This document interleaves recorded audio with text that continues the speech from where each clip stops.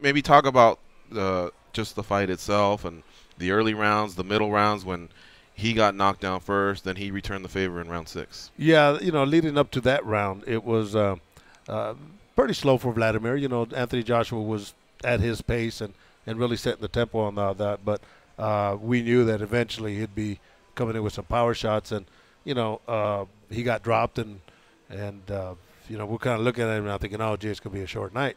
He gets up and then he drops Anthony Joshua, and then to top it off, he gets cut.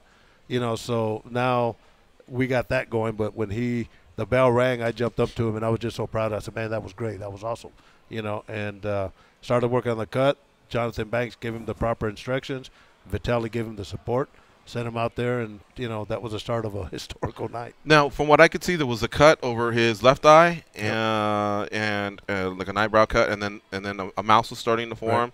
Right. The mouse didn't look like it needed as much of attention. It was cut most of the time, and then encouragement, and obviously just making sure he's cooled down or whatever. Yeah, no, absolutely. That's the kind of cut that would definitely make a difference in a fight.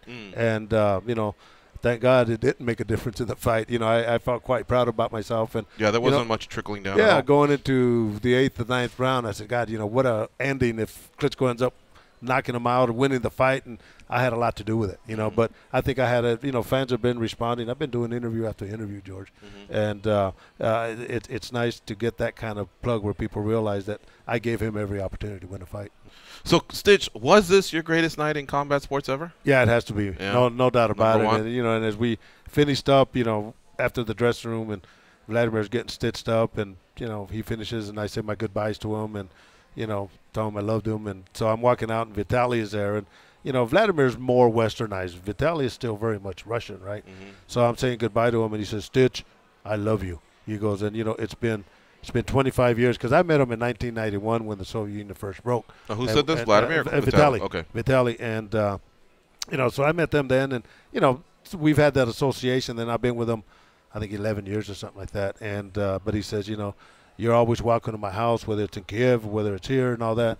Your family, and then he tells me, he says, this is the end of a Klitschko era. And when he's doing that, he's just kind of choking up a little bit, and Oof. it kind of got my feelings also. But as I broke it down, that's the way it was. Is it the end of a Klitschko era? And Well, I'll politely disagree. yeah. I mean, he knocked him down, and if they were to run it back, I'm calling him a live dog because he will be the underdog. It could be, but they signed that agreement for a reason. I don't think he's done. He's already stated that he's not done since Right. then.